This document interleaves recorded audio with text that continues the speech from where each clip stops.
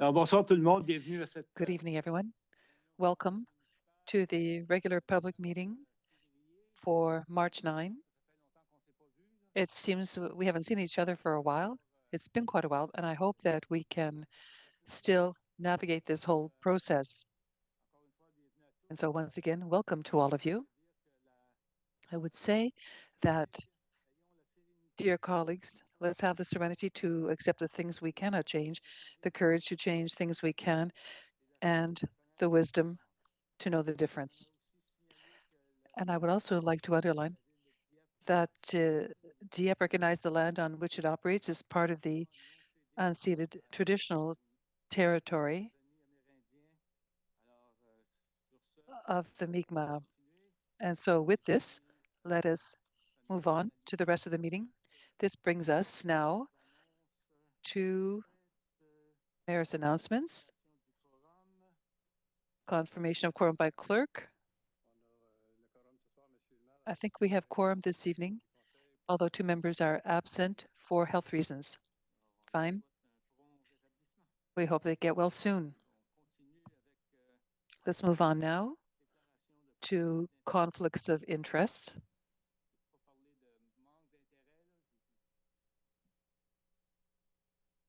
Did we talk about any? I think I want to mention a conflict of interest with 11.2, 11.2.1. There's an appearance of conflict more than anything, but I want everyone to be aware of it. That's noted. Let's move on then.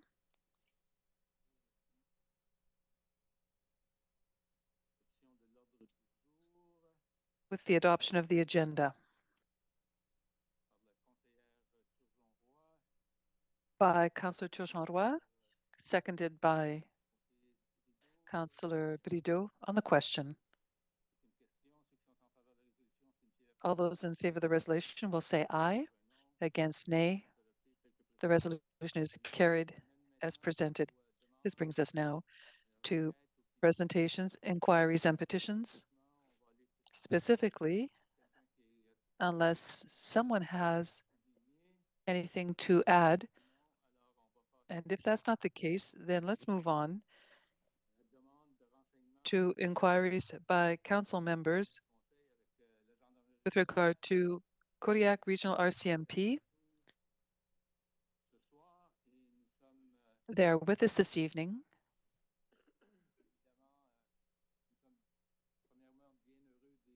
And we are very pleased with the good news that we received some weeks ago, or last week rather. And as I have already mentioned, for my part, it was extremely personal because these were the first to put up a sign in my campaign, the first time I ran for council. So I had already mentioned this previously, that for me, this was very great, and thank you for your excellent work. We always expect perfection from you. Thank you, Your Worship and council members, and those who are from the public here this evening. Thank you for these words, and I think that we can talk about this later. This was a file that affected many people in the community, and we are not yet at the other end of it, but we're getting close to it because there are other issues that remain to be resolved. I'm here this evening, not by lack of confidence in Staff Sergeant Sylvette, but what I wanted to say was to extend my thanks to Staff Sergeant Sylvette Hébert for the excellent work that she has been doing since August 2024 as the representative of the Kodiak Regional RCMP here before the Dieppe City Council. She's been here for a year and a half. She's going on her 2nd year. And the reason I wanted to be here this evening to thank her, I wanted to introduce Staff Sergeant Nicolas Potvin. Many of you, or some of you know him. Since Madame Forêt left last August, we found a replacement who will be taking over the role of the officer responsible for investigation, specialized investigation. This is what Sylvette has been doing on an interim basis since August 2024, and they will be there by interim, but in the coming year, will become an inspector occupying this role. And so we are very eager to see what they're, he's going to bring to to Kodiak, and Sylvette is going to go back to her previous responses. She really wanted to say that she liked it. She was apprehensive at the outset, but she likes coming to Dieppe Council, and she'll give her report in a moment, but Nick is going to give his report. Your Worship, councillors, members of the public, I'm Nicolas Potvin, as you have just heard. First of all, I want to explain that I'm from Quebec, and I don't take it personally, but I simply want to say that I am a proud resident of New Brunswick for 20 years now, and more specifically in the city of Dieppe since 2014. I began my career here in New Brunswick in Rishibuktu in 2007. I went around the province in various units, and I arrived here in as a patroller in 2014. I worked with major crimes for several years, and then I returned back to patrol as team leader. I went back to another role, and last year I was working at the federal level, and this is a return for me to Kodiak with the RCMP here, and I will begin my functions this coming Wednesday in 2 days' time. I'm very eager to work together in collaboration with you and to look at all the problems so we have a safe community for all residents. Thank you. Thank you and welcome. It's nothing new for a Quebecer to join the RCMP and then come to New Brunswick. You're not the first, I can assure you of that.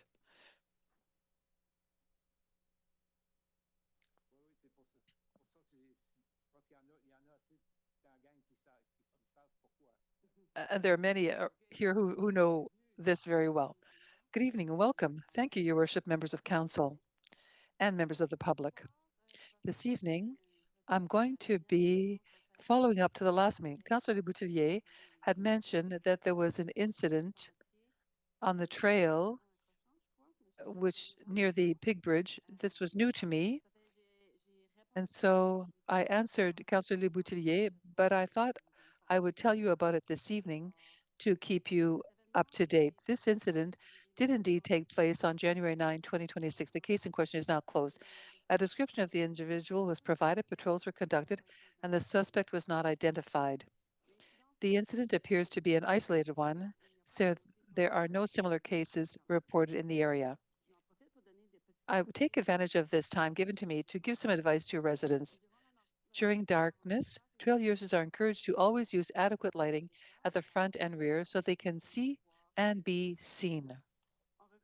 We recommend staying on the city's marked official trails. We also recommend considering traveling with a partner. This adds an extra layer of safety in case of a problem. We suggest informing someone of your planned routes and expected return time. Consider an alternative route. Several bike paths in our area are well lit and can be a safe option at night. It is also very important to have a cell phone with you. And in such a situation, call 911 as soon as possible.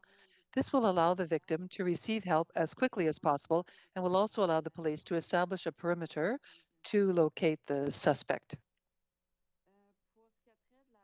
With regard now to community policing group, we continue to be active and present in the three communities on various issues.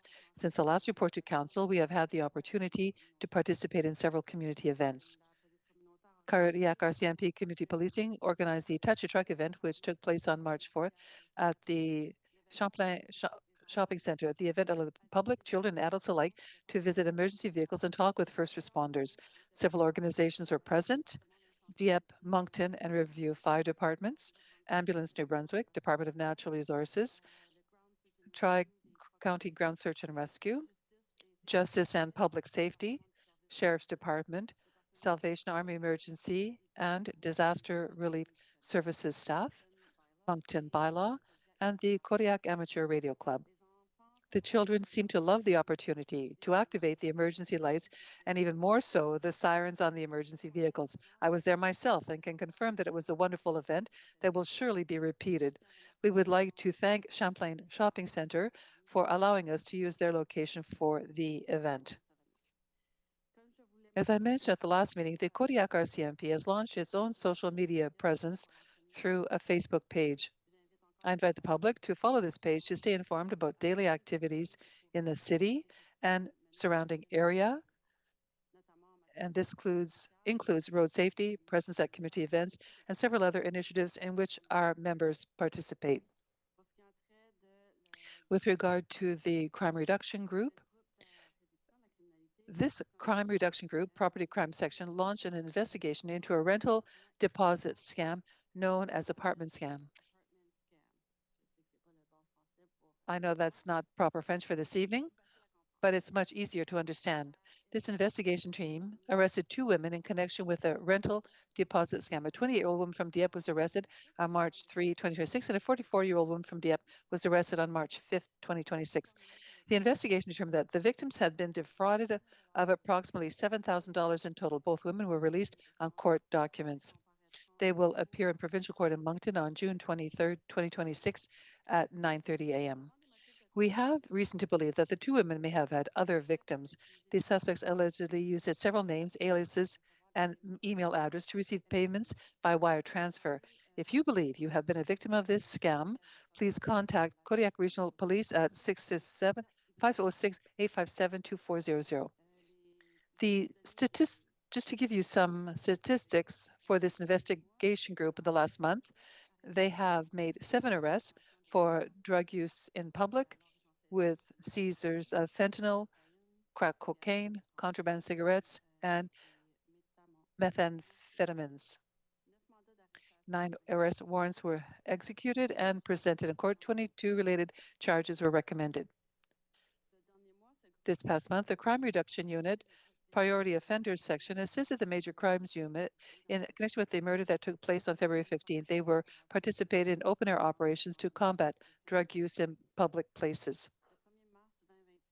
On March 1st, 2026, at approximately 2:30 p.m., members of the Kodiak Regional RCMP were dispatched to a residence on House Crescent in Moncton where a fire had broken out. En route, police were advised by the Moncton Fire Department that the occupants of the residence had been safely evacuated, but that there was an unsecured firearm inside the residence. Upon arrival, officers found a handgun equipped with a lower receiver manufactured with a 3D printer.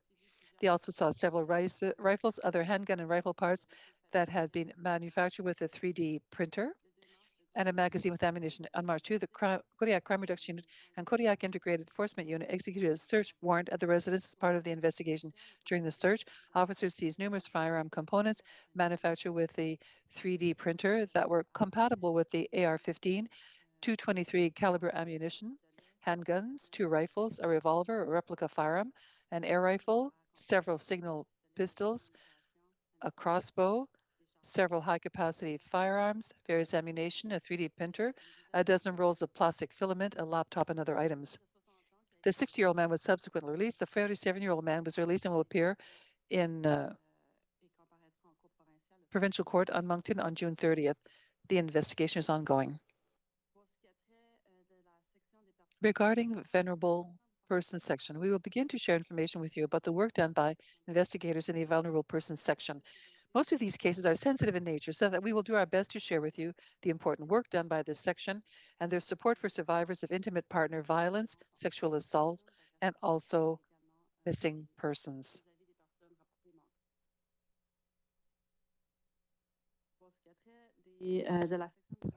Regarding general investigations, on August 27, 2012, the Kodiak Regional RCMP responded to an armed assault in a taxi at the intersection of High Street and Garfield Street in Moncton. The taxi driver was transported to the hospital with injuries that were not believed to be life-threatening. On November 5, 2025, the individual involved in the armed assault was arrested. During the investigation, police determined that the incident was robbery rather than an armed assault. On February 19, 2026, Kevin Leger, 32, of Moncton, appeared in Moncton Provincial Court and was sentenced to 4 years and 9 months in prison, less time served, with one count of robbery and several counts of theft and shoplifting. In addition to his prison sentence, he will be prohibited from possessing weapons for 10 years and be required to provide a DNA sample. On May 12, 2025, the Kodiak RCMP responded to a call from a bank in Riverview reporting an armed robbery. Two men entered the bank brandishing a firearm and demanding money. Fortunately, no one was physically injured. The investigation took its course and two men were identified and arrested. In May 2025, the father and son duo, Edmond Joseph Babineau and Terry Edmond Babineau, were charged with several offenses and were incarcerated until their trial. Edmond Joseph Babineau pleaded guilty and received his sentence on February 17. He will serve his 6-year sentence in a federal institution. As for Terry Edmond, the second suspect, Terry Edmond Babineau, his trial took place in January and March of this year. The case will return to court on March 16 for the continuation of the trial. In recent weeks, we have noticed comments from online users about publications released to the public several weeks after an event. I would like to explain to residents why, on occasion, some of these publications are sent to the public several weeks after the event. In some cases, for example, we may receive surveillance videos several days or even weeks after the events. These surveillance videos can sometimes take a few days to be properly reviewed by investigators evidence that they may or may not be shared with the public so as not to compromise the investigation. Once the investigation team has concluded that the evidence can be released to the public, a request for publication is made to our communications unit. In other cases, certain evidence must be protected and cannot be shared with the public so as not to alert the suspects to the evidence in our position. The public's decision is not only important to police work, but is also an important action on the part of residents to contribute to the safety of our city. With regard to Major Crime Division J, Jarek England appeared in court in February and pleaded guilty to conspiracy to commit robbery and also to being an occupant of a vehicle, knowing that a restricted firearm was in the vehicle and knowing that no one in the vehicle was a licensed firearm owner.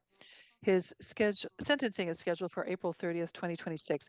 Jarek England was the sixth and final defendant charged in connection with the homicide of Jordan Leger, which occurred on April 25th, 2022 in Moncton.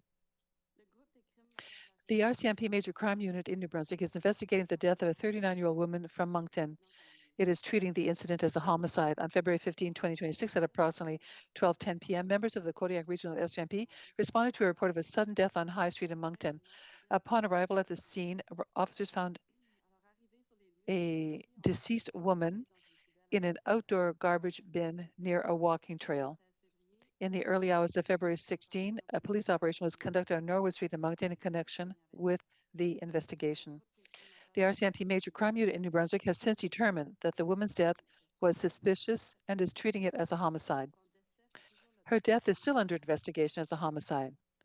If you have any information that would help advance the investigation, please contact the RCMP Major Crimes Unit at 1-888-506-7267 or by email at jdivision.mcu@rcmp-jrc.gc.ca.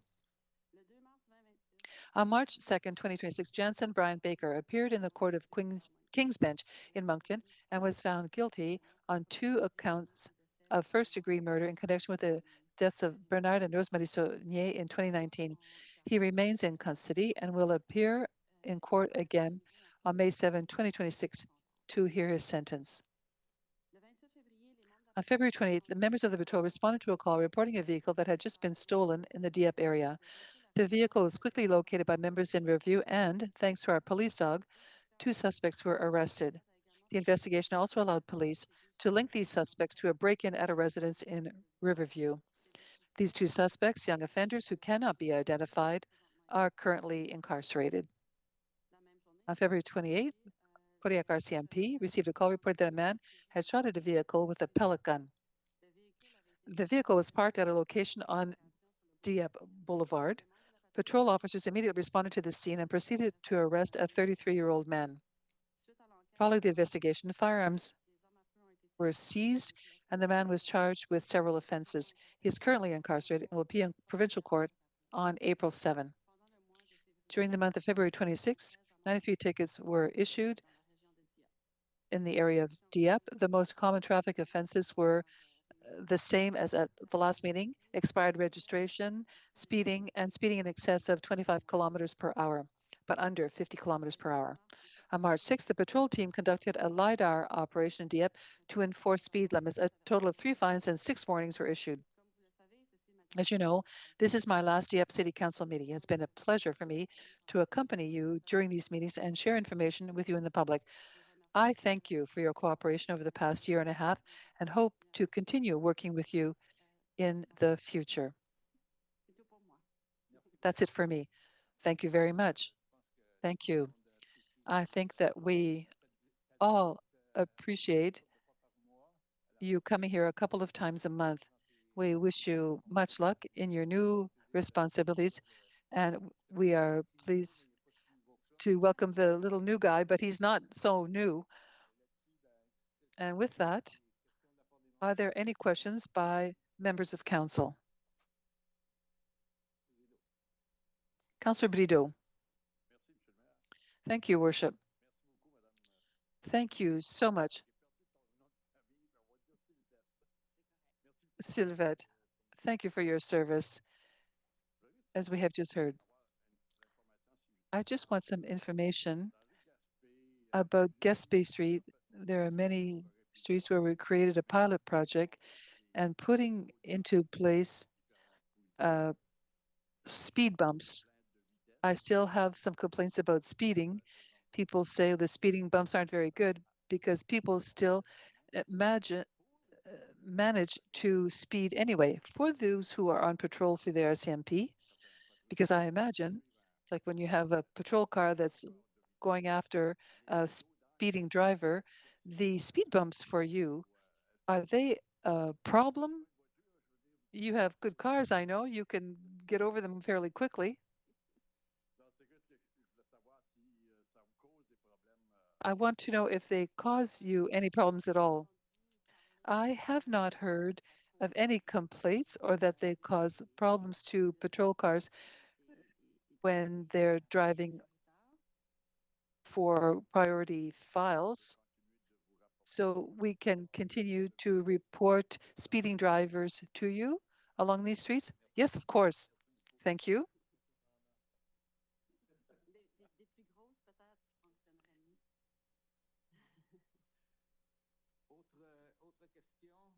Other questions? Seeing none. Once again, thank you for the time you've been able to spend with us, and we wish good luck to the new person coming in. You'll be in good hands. Thank you once again for having the big boss come and see us. It's always a pleasure.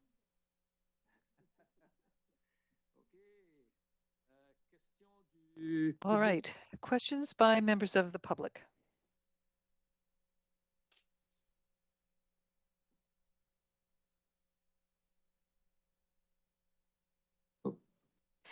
Bonsoir à tous et à toutes. Good evening, everyone. Your Worship, councillors, I am Odette Landry. I'm here on behalf of Action Dieppe to invite you to a public meeting which will be held March 11 at the Rotary Park in the pavilion there at 7 p.m. It's a public meeting where we will be discussing various issues in the Tentamar. You have received information and invitations for this. We know that there will be a proposal to build a gas diesel in the center of Tantramar village, and this is only 30 kilometers away from Dieppe. Many people in the region are starting to seriously worry about this, the arrival of the station regarding health, public finance, and other issues. We know that electricity is going to cost more, And in fact, during a public meeting in Sackville,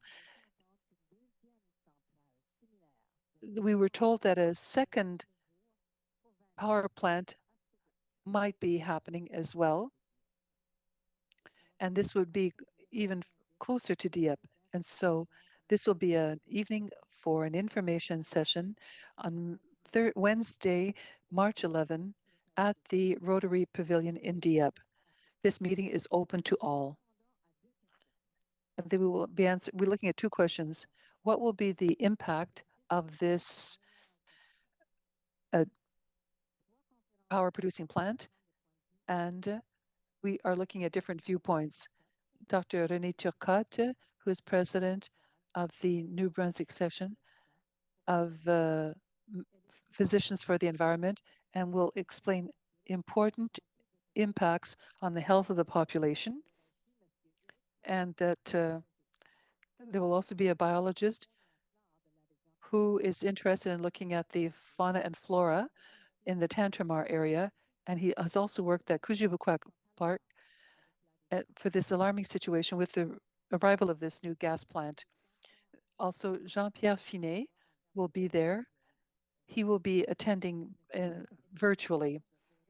He's an analyst with environmental and energy group, and to look at this proposal by Energy New Brunswick.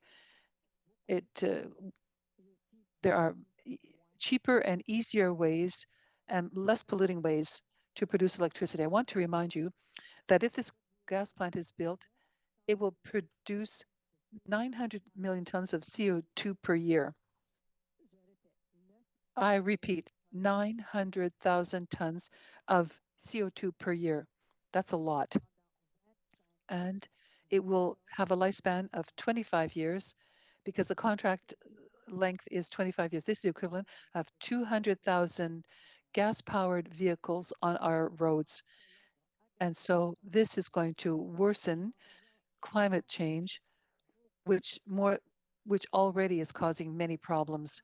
Also, the fact that the gas plant will take 7 million liters of water per day, 7 million liters of water per day. This is something. So this is for the city of Dieppe. And so we invite you to come to this meeting, this public meeting, and they'll be followed by a discussion, and people will be able to ask questions later. And so I thank you for your attention.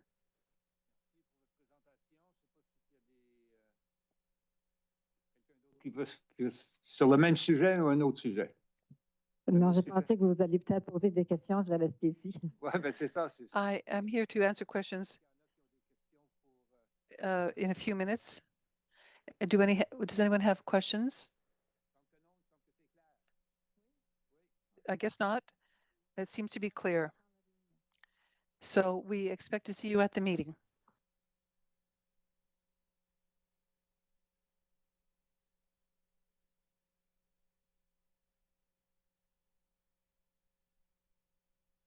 Bonsoir, Monsieur le maire. Bonsoir. Good evening, Your Worship. Councillors, I'm Georges Bouchard. This is the 5th anniversary that I come to meet you and talk about the same topic, something that you already know what I'm going to be speaking to you about. The Subazu, we started up again on the weekend, and unfortunately, after 5 years, you can talk and discuss and meetings with the RCMP and meetings with the minister, and these things are going nowhere. And so we have just learned that the municipality has decided to pass a bylaw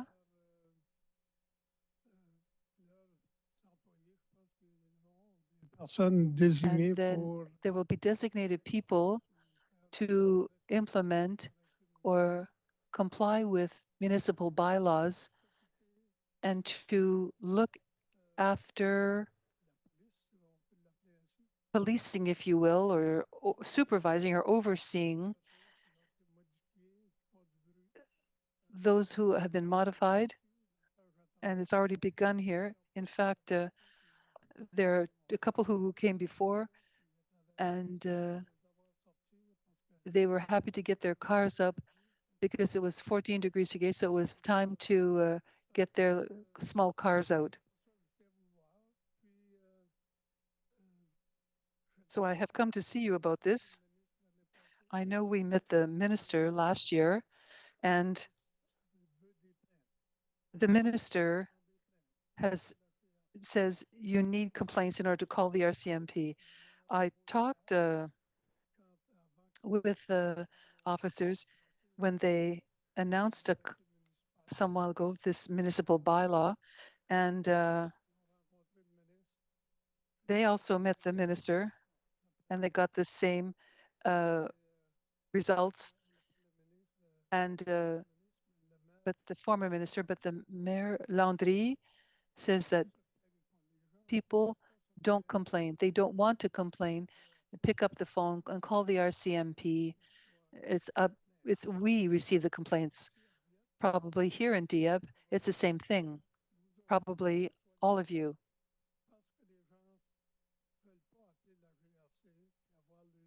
Puis dire, ben, je mets une plainte contre mon deuxième voisin. Puis, le maire Landry dit, c'est la raison then, principale. You probably don't receive the complaints because people say, well, I'm not going to complain against my neighbor. People don't want to, people don't want to call the RCMP and put in a complaint, so they call us. So it's probably the same thing here. And there might be another way of doing things if the council doesn't want to adopt municipal bylaws. In the news, we've all heard about just last week or the week before that business owners in downtown Moncton complained, and there's all sorts of things going on in terms of safety and security in the downtown area. And so many things happened that Moncton said that we have to do something. And you know what Moncton decided to, but I'm going to say it anyhow. The city of Moncton is going to hire from the RCMP. And that's why I wanted the RCMP to stay tonight so they could hear me say, or perhaps maybe they'll watch it later, but the municipality can pay officers that when they're in their off hours to have them enforce the bylaws or whatever that they decide to do. And that might be another possibility. And I don't know, last year after we met with the minister, we talked to a number of people, and it's the same reaction. You know, people say, oh, I'm not going to call the RCMP to complain, but they're not happy either. So after 5 years, I don't know where we're going with that, but I'm back here. And Your Worship, I know that you're finishing up your turn. You're not running again. And perhaps you can address this once and for all. And I would like to thank you, though, for all of your years of service to the city of Dieppe. You've offered a great service here. And to all the others who are not running, once again, thank you. And to those who are running, good luck and have a good fight. And we'll see you next year for the 6th anniversary.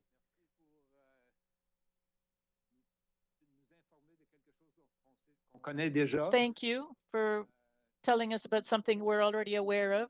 And of course, you have to be there at the time. So generally speaking, in order to be able to present something to the court, because you can give them tickets and they don't show up in court, and then there's a whole other problem. And you talked about Moncton, but it's not just Moncton. We're going to do that as well. A number of officers have been added, and we're hoping that it'll help the situation in all of the Southeast.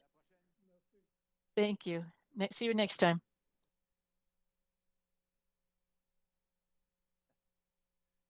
Alors, est-ce qu'il y a quelqu'un d'autre? Oh, excusez-moi, M. Bellido. Anybody else? Councillor Brideau?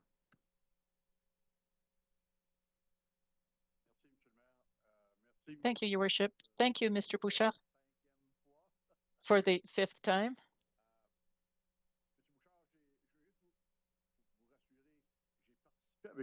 I just want to reassure you, I went to a meeting with you, a meeting during which we met with the minister.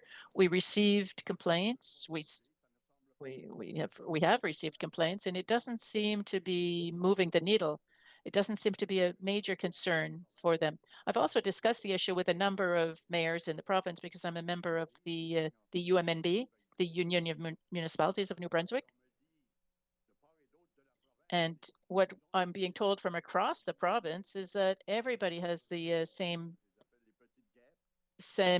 problems. What I call them are the petite gaps, these hot rods. And what I'd like to suggest, and I've also mentioned this 4 or 5 times already to council, and I mean, we don't get an answer, and we'll end up saying, well, it's up to the province to move, and the RCMP can't move either, in the sense that they can't apply or enforce a bylaw that doesn't exist, or a law that doesn't exist. So what I suggest, Mr. Bouchard, is that we tell all of the villes, towns and cities in the province, and that everybody adopt bylaws. So, I mean, the guy in Fredericton is going to have to go somewhere. I mean, everybody is going to have bylaws. So we'd like the province to amend the Vehicle Motor Act. That's what we're aiming for. But I don't know what you think of my suggestion. Instead of coming here and crying every year, and I'm not just talking about us here in Dieppe, it's everybody else as well. Let's take action. Let's have them move. And what I got out of the meeting that we had from the minister is that it doesn't seem to be much of a priority for them. So we receive complaints too. And as you mentioned earlier, it's the councillors who receive the complaints. If I go, I have the superintendent of the RCMP here. What is he going to tell me? Well, there's nothing he can do at this time. It's not his fault. It's not our fault. But if we want to give teeth to the police authority, but it has to come down from somewhere. So I'm going to stop there. Thank you, Councillor. Somebody has to start somewhere. In the Haute Terre, they just started, and hopefully it'll have a snowball effect, and hopefully we'll come up with a result somewhere, because these are all these little cars. They've all been modified. It's not a problem just in Dieppe. It's a problem throughout the province. Mr. Bouchard, it's a problem that exists throughout the province. And last week, we're having a forum of mayors organized by the Association of Francophone Municipalities, the Association of CAOs, and the Union of Municipalities of New Brunswick. And I had this item added to the agenda. so that we get an update on what's happening. Where are we at? What's the situation? So it's going to be addressed next week. And I can tell you afterward. I can update you. Thank you. Yes, and congratulations. Yes, thank you. Thank you. If there's nobody else,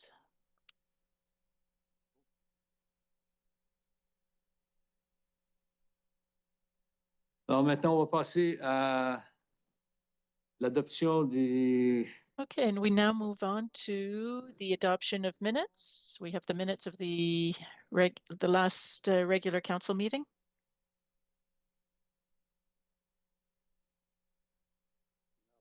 proposeur. Yeah, we need a mover and a seconder. Who'd like to move the adoption of the minutes of the last regular meeting? Councillor Thibodeau, seconded by? Somebody? Councillor Lantaigne. Thank you. On the question? Everybody has all of the paperwork? Yeah. If there are no questions, then all those in favor will signify by saying aye. Contrary minded, nay. It's carried as presented. And we go immediately to item 11.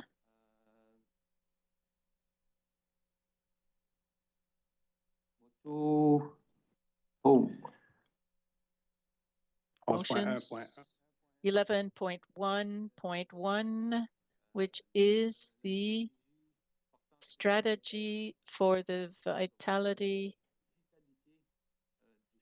of the French language. Your worship, councillors, good evening. As you know, the city of Dieppe is a French-speaking city, first and foremost, and one of the pillars of our 2025-2029 strategy is francophonie. We had consultations in 25 with stakeholders, elected officials. You participated as well as staff. They all participated in these consultations. And we have consultants who worked with us. The message we received from these consultants is that we need to act together so that French is very present and includes the whole community. So a strategy was presented to council last November. You've had the opportunity to act, to question, and to understand the strategy. This evening, we are tabling the document, and the same one that was presented last November. There's been no changes to it because the comments, everybody agreed with what had been presented. I'd like to point out that this strategy doesn't exclude people who do not speak French. That's important to point out. The strategy is there because French is losing numbers in the community. If we do nothing, we risk losing it. As a matter of fact, a number of comments we received from residents who don't speak French is that they even want to learn it, but there are few opportunities to do so. This strategy wants to support those who want to learn the language, but it doesn't remove our legal obligation to offer services in both official languages. Meanwhile, as a community, we do and we must offer services in both French and English. The next stage will be an action plan. It's been worked on, and actions in 2026 will work to deploy this strategy efficiently, and this action plan will be deployed over a 5-year period. Every year, we're going to include a report on this in the municipality's annual report on how the strategy is advancing and the actions that have been proposed. This evening, we're proposing to adopt the tabling of this strategy and that we can start working on the action plan. Thank you. Who would like to read the resolution? Councillor Jeannet. Thank you, Your Worship. That Council accept the tabling of the strategy entitled Stratégie favorisant le développement d'un environnement propice à la vitalité du français. And I so move. Thank you. It's been moved by Councillor Jeannet, seconded by Councillor Thibodeau on the question.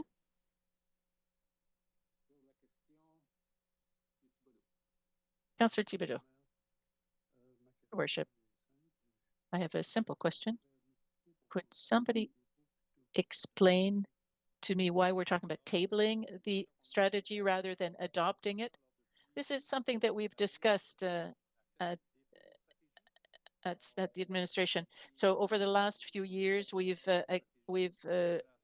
vote on the tabling of strategies. So this on the strategies and master plans and immigration strategies. So we're using the same approach for this one. Thank you. Other questions? All those in favor will signify by saying aye. Contrary, nay. It's carried as presented, which brings us 11.1.2. It's a modification of the signing authority on the agreement on the continuation of 911 service. Yes. You'll remember, Your Worship, at the meeting on the February 9th, we had adopted the agreement, but when we looked at it a little closer, we noticed it wasn't the right agreement. There were some irregularities in terms of the signatories. So we want to repeal that this evening and adopt the right version that we've received since with the complete document here. So in the as a schedule here, you have the revised version. And so this is to adopt the proper agreement that will reflect the approval of last month. Thank you. Who would like to read the resolution? Councillor Turgeon-Roy.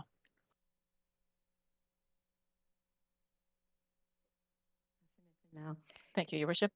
That Council repeal, due to a procedural irregularity, the resolution adopted on February 9th, 2026, authorizing the signing of the agreement entitled Agreement Respecting Delivery of 911 Services in New Brunswick.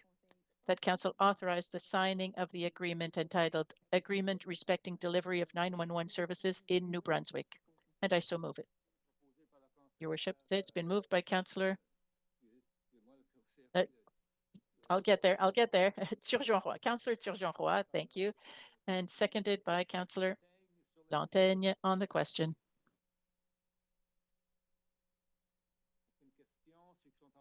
If there are none, all those in favor of the resolution will signify by saying aye. Contrary, nay. And it's carried as presented. We are now at 11.2.1, immigration. Your Worship, Councillor Godbout is withdrawing because of a conflict of interest on this item.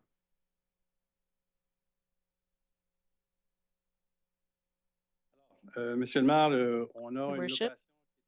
we have a room for the in the second floor for the offices of IRCC, the Immigration, Refugees and Citizenship Canada. They've been here for a few years, and it was always their objective to find a permanent location.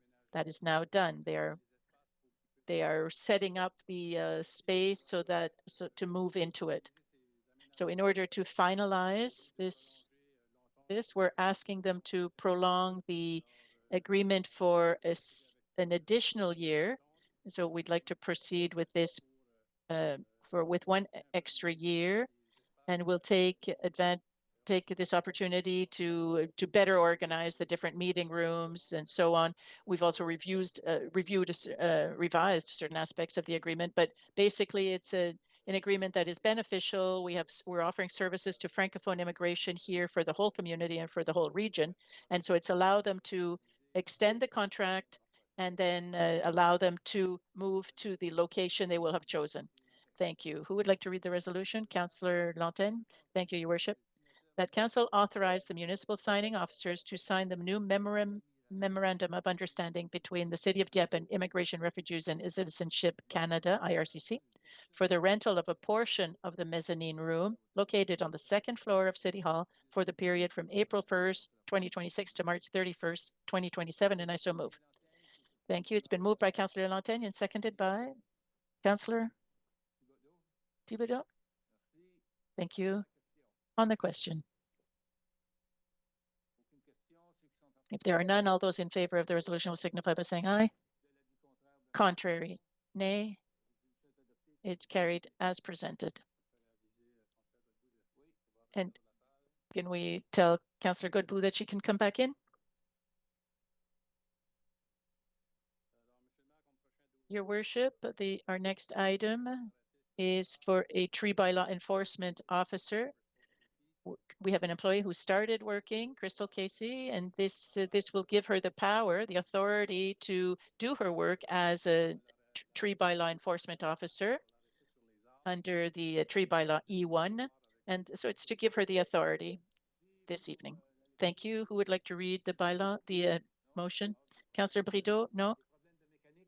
You have mechanical problems? Councillor Thibodeau. Thank you, Your Worship. That Council appoint Crystal Casey, urban forestry technologist with the City of Dieppe, as the designated officer responsible for enforcing the city's current tree bylaw E-1 2025, and that this appointment continues as long as said person remains employed with the municipality or that the appointment is limited or rescinded by council. And I so move it. Thank you. Moved by Councillor Thibodeau, seconded by Councillor Turgeon-Roy on the question. If there are none, all those in favor of the resolution will signify by saying aye. Contrary, nay. It's carried as presented. We are now at 11.4, operations. 11.4.1, additional road salt supply. We know that we have winter every year, but we never know what kind of winter we're going to get. And this winter was a special one in terms of the operations. The salt was used a lot more this year than in the last few years. So we recommend that you purchase additional salt, and we're asking for your authorization to do so. The cost of per ton and the transportation cost is the same as it was for the initial contract, and the transfers funds is identified in the agreement. So this will be asking for funding for the purchase of salt, as we're going to buy it, and if there's any left over, we'll still have it for next year. That's the recommendation. Thank you. Who would like to read the recommendation? Councillor Jana.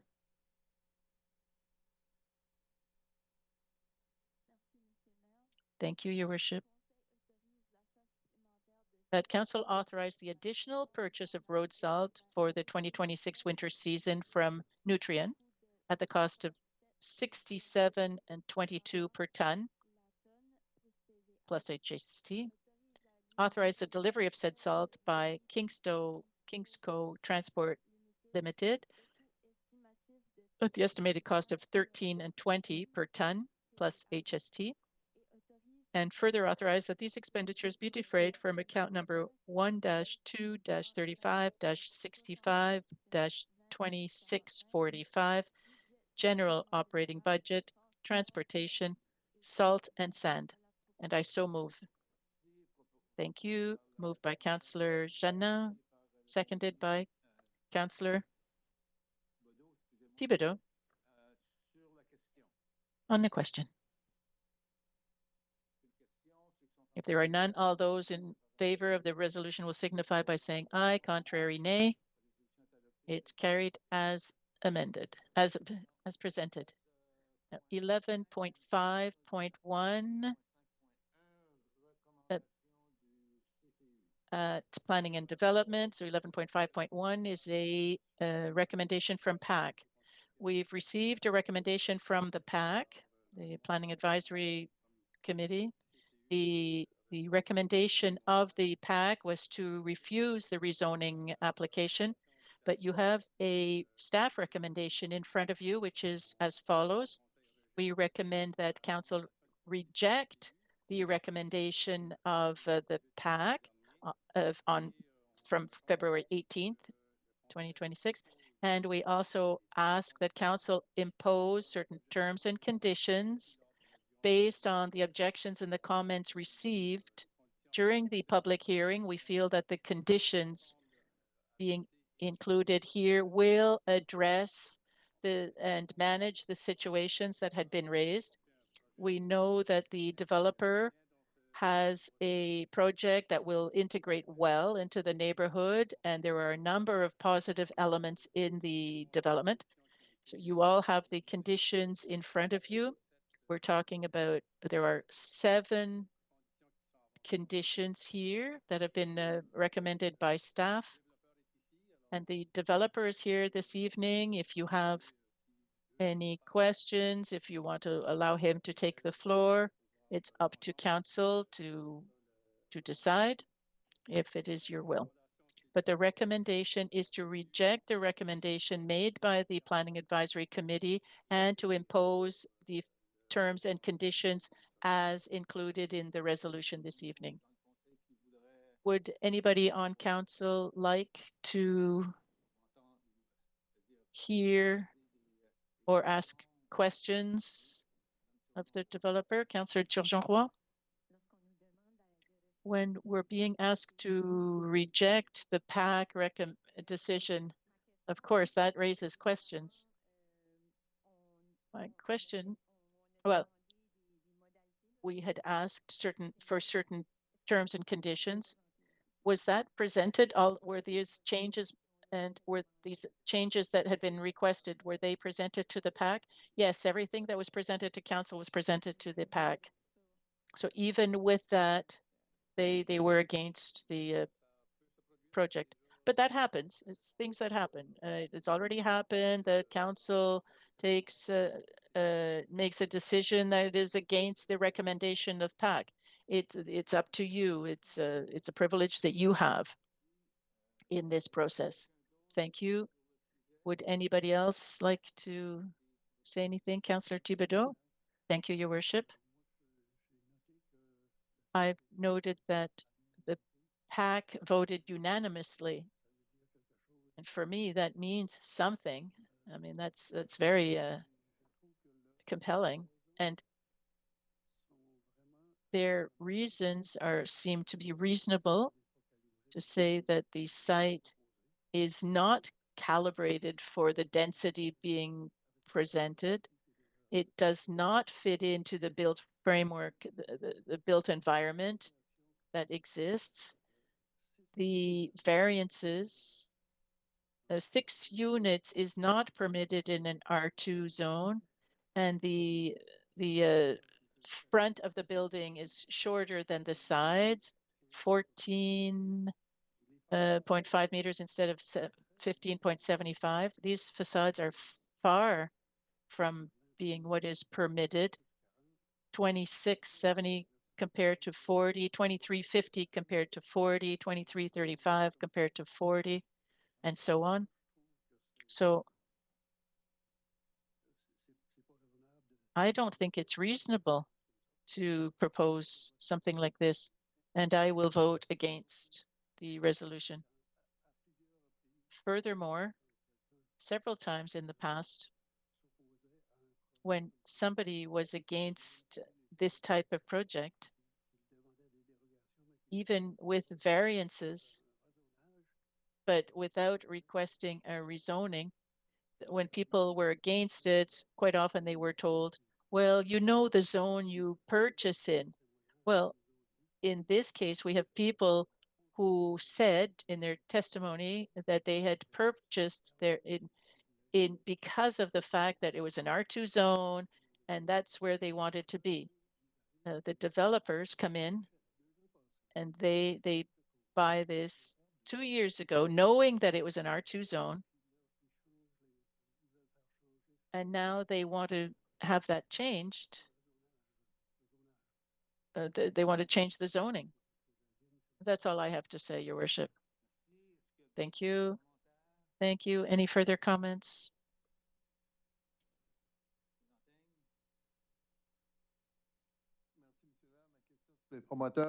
My question for the developer, is this considered affordable housing? Good evening, everyone. My name is Françoise Savoie. I'm the developer.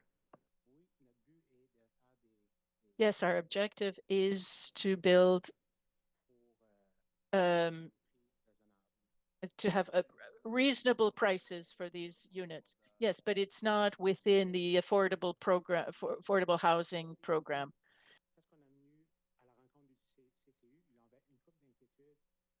Parler de. C'est toutes des inquiétudes And qu'on there's a. also these concerns that were raised. There were 3 or 4 things that were raised. There were the ratio and the parking number of parking spots.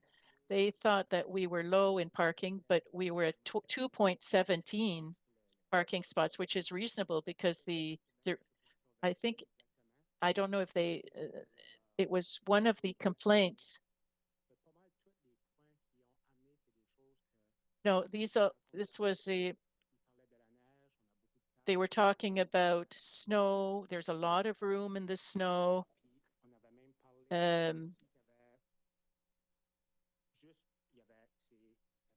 they also said that there was going to be 4 entrances in the back and 2 in the front, and they were concerned about that. We could put all of the front doors. This is all things that we've taken into consideration, and that answers your question. For Councillor Godbout. Thank you, Worship. My question is because I had comments that I can understand that we pass the zoning to identify zones. We did fairly extraordinary work over the course of 8 months. We consulted, we really revisited everything and looked at all the possibilities that we adopted. And so during the presentation, when we were looking at the public hearing about this matter, you commented on the fact that there was a capacity that was comparable to the densification, soft densification, that we could have a certain number of housing units. So it gave us a possibility of what was going to be happening. And this is where I stumbled in my reflections, because for me, I said, even if we did an effort for 18 months to implement the zoning and how we were going to do densification in those specific environments, and the project that is presented doesn't fit into that, why don't we give an opportunity to what we have passed to implement? We consulted the residents. Why would we deviate from all of that when we haven't even had the chance to look at it? I also want to reconcile these two things. It's really a blockage for me. We looked at the community at the time, and they did extraordinary amount of work at the time. And we began consultations, and you brought me far ahead in my thinking. But now all of a sudden, we're not attempting to impose it, and so we are attempting to reconcile both these things. And this is what I'm looking at. And so I would like to hear you comment about this. Thank you. It's an excellent question. If I can position it this way, the PAC, our role is to, planning and development, is to deal with the request that is put forward to us. In transparent, we had a lot of discussions with the proponent even before the project came forward to us in the way it was presented, and where the proponent wanted to have 3 buildings of 12 units. We had a bigger template at that time, and during that whole process, there was the question of soft densification, which was before council, and the proponent went ahead with an application that was between 2 versions. So we had discussions with the proponent, and in that position, there were other services from the municipality that were positioned in the same way, and the project has some benefits in limiting the number of entries from Chartersville. So if we could create more lots, we would have more entrances, driveway entrances from Chartersville.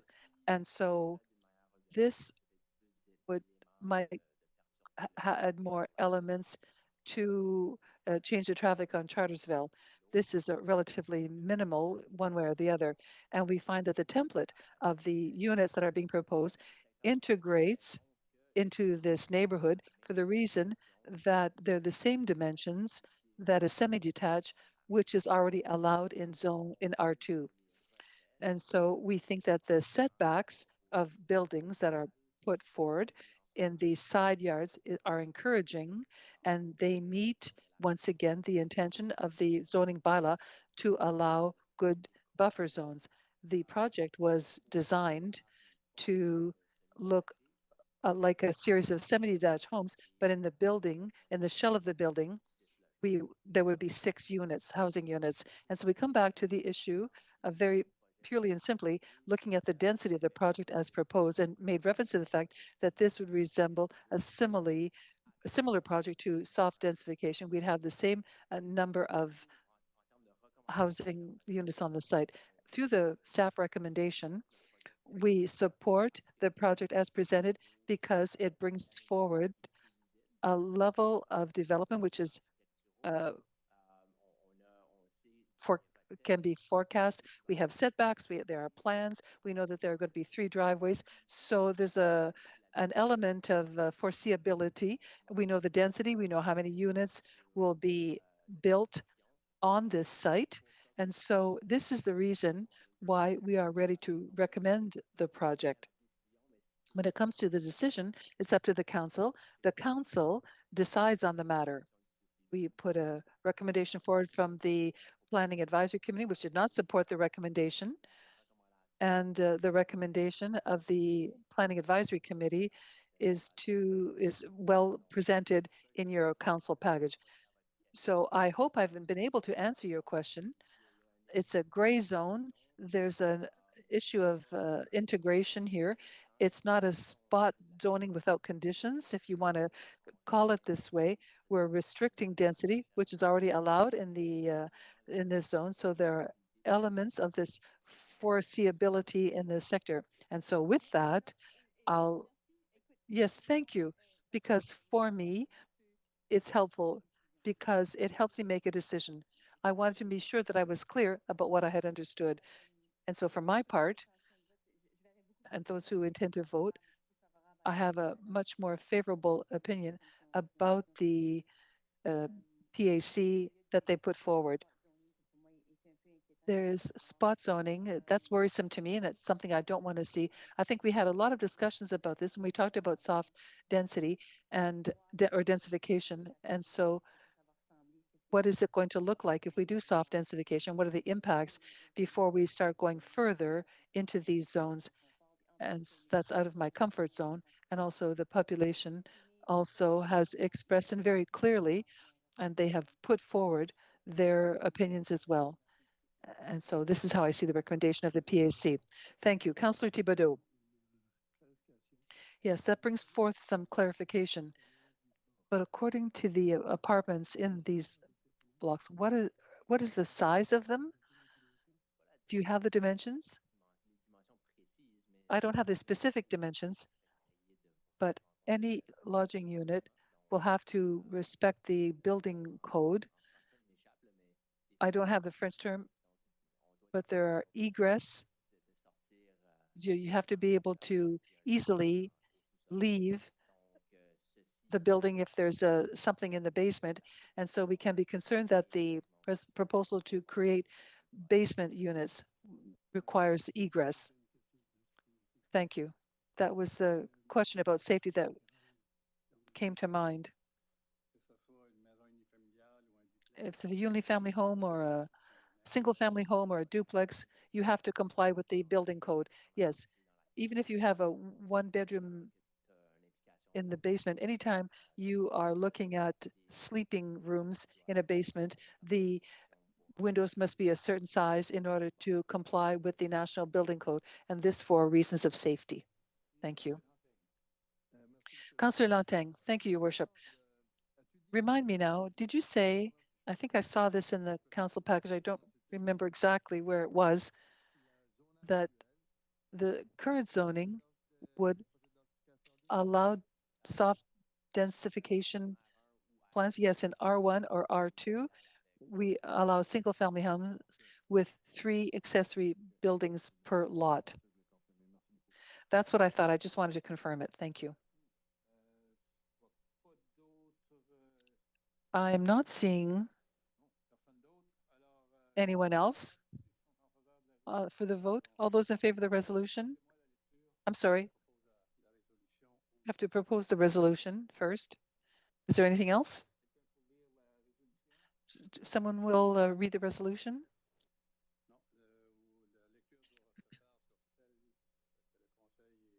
The reading has to be done so that council feels comfortable in moving and seconding. It's up to you.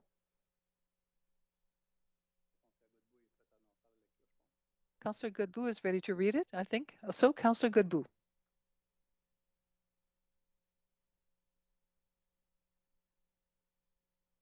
Voilà.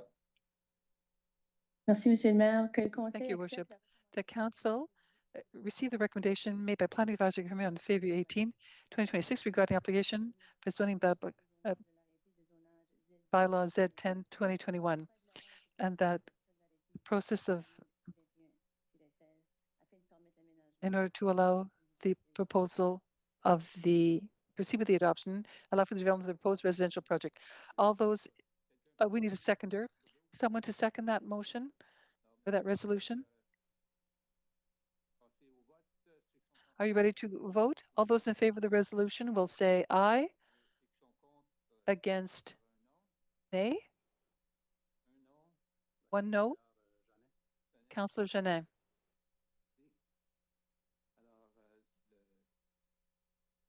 C'est positif, alors on continue. The vote is positive. Let's move on.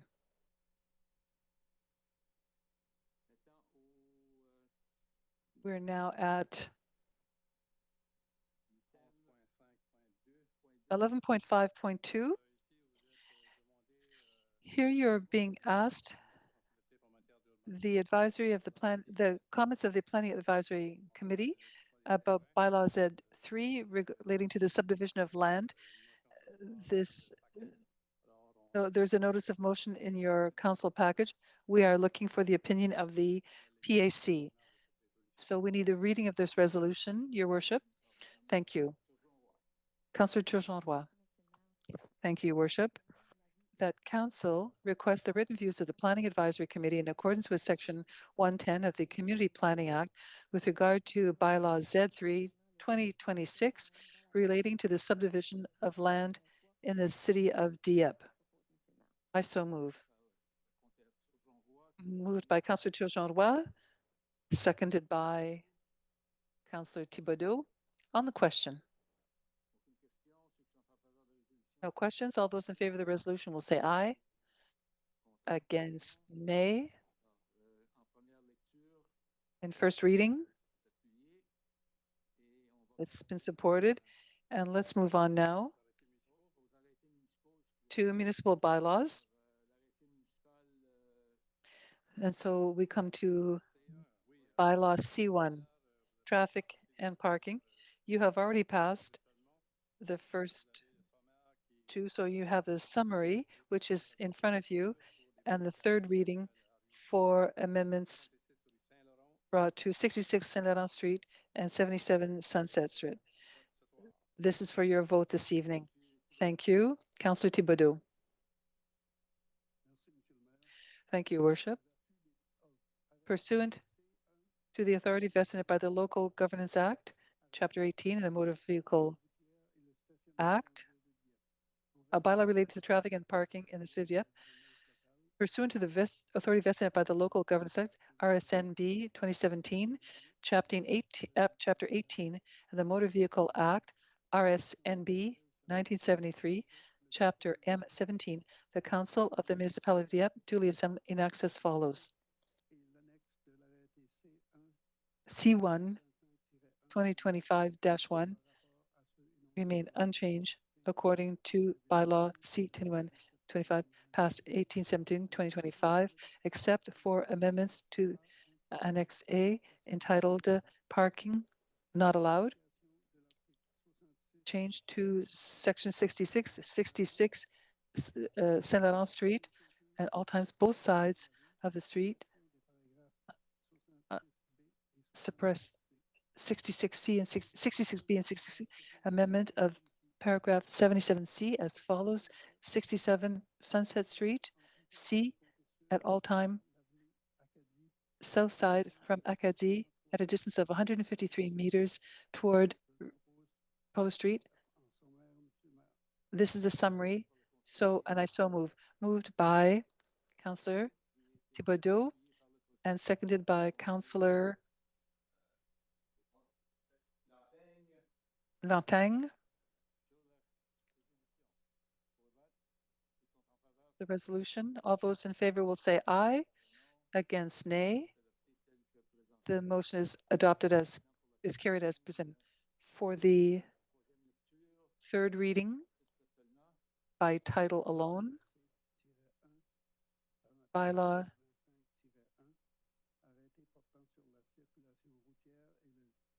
Dans la ville de Dieppe. traffic and parking.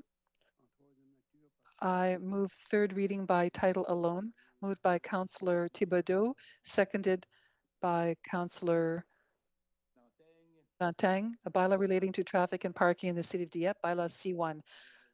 Any questions? All those in favor of the resolution will say aye. Against, nay. The resolution is carried as presented. This brings us to 12.2. This is for the pension plan for the employees of the city of Dieppe, which deals with the firefighters union. It's to adjust things following the agreement that was passed by council. So one element was the pension plan, and this is the part of the bylaw this evening. We're asking for 3 readings, and the reasoning is this. It was posted that we were going to do the summary reading, and because of the meeting was canceled at the end of February, we propose that we do the summary reading, and at the next meeting, we'll have the third reading by title alone. So this is the specificity for this evening. So this is for your consideration. Thank you. For the reading, Councillor Genet, please. Thank you, Your Worship. Bylaw A-8, a bylaw of the municipality of Dieppe respecting the pension plan for the employees of the city of Dieppe. I move first reading by title alone. Moved by Councillor Genet, seconded by Councillor Thibodeau on the question.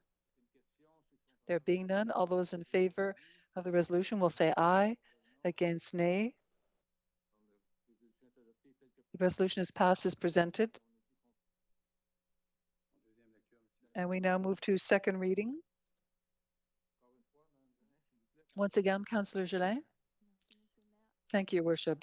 Bylaw A-8, 2026, a bylaw of the municipality of Dieppe respecting the pension plan for employees of the city of Dieppe. I move second reading. Thank you. Seconded by Councillor Thibodeau. No questions. All those in favor will say aye. Against, nay. The resolution is passed as presented. In 12. The reading of summary of this bylaw by Councillor Genet. For the summary reading, bylaw concerning the pension plan for the employees of the city of Dieppe, in virtue of the powers conferred under Local Government Act, LMB 2017, Chapter 18, that the Act on the Pension Plan, LRMB 1973, Chapter C-51, the Municipal Council of Dieppe, duly constituted, passes please. The sections and the appendix to A-8 remain unchanged with regard to this announcement in bylaw A-8 2025, passed 24th of February 2025, except for the following changes to Appendix A, entitled pension plan for permanent employees of the City of Dieppe, amendments to section 4.4 as follows. Category D, the participant must state the withholding an amount equal to 9% of his or her annual earnings effective December 6, 2025. Category E, each member of the plan will be required to contribute by payroll deduction an amount equal to 9% of his or her annual earnings effective December 6, 2025. I so move the summary reading. Seconded by Councillor Thibodeau. On the question, one last time. And all those in favor say aye, against nay. The motion is passed. This brings us now to item 12.3. Your Worship, because of the decision of Council 11.5.1, bylaw Zenton is no longer necessary because you have supported the recommendation of the PAC. So we can table this topic to move on to item 13, notices of motion. Here you have a notice of motion for the next meeting. You just need to have the notice of motion read by council. Councillor Turgeon-Roy.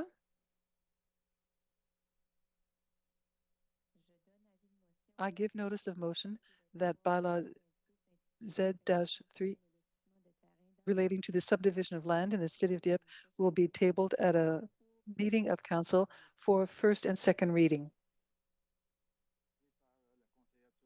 Moved by Councillor Turgeon-Roy. You don't need a seconder. Okay, this completes the files, Your Worship. We are at item 14 now. Point 14, inquiries and announcements by members of council. There being none, we'll go through around the table, starting with Councillor Lanting.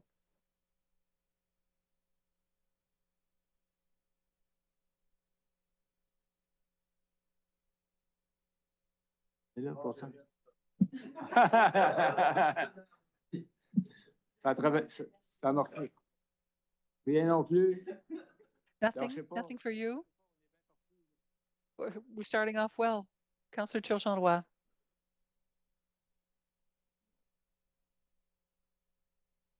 Merci. Moi, j'ai une Thank question. you. I have a question. We talked about speed bumps. I don't know if it's because it's spring, but there's a pilot project ongoing, and I wonder how we are planning to assess whether we're going further forward with these speed bumps. Are we going ahead? Are we going to stop doing it? Who's going to be judging that?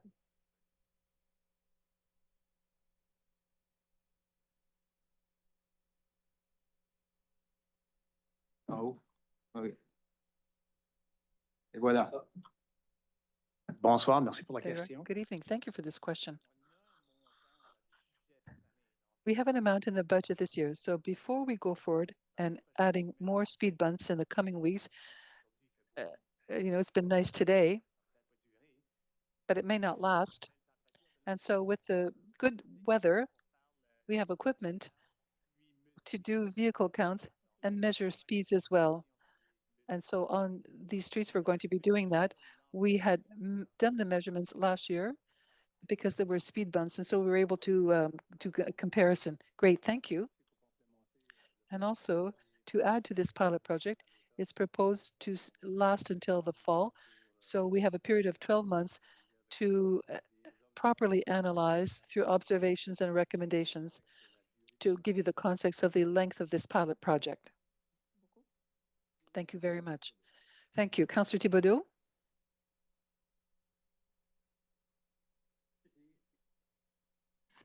Vous êtes sûr, là? Dernière chance. All right. Councillor Brideau. Thank you, Your Worship. First, I apologize to the council because I had a technical problem with my iPad. Fortunately, my colleague came to help me, but it was too late. The only thing I would like to bring forward is to ask people to be prepared because of the weather on Wednesday and Thursday. We're expecting to get a lot of issues because of water and the fast freeze. So good luck, everyone, and take care and be prepared. And good evening to you all. Councillor Genet, thank you, Your Worship. I have nothing to add. I've got about a half an hour's worth. Good evening to you all.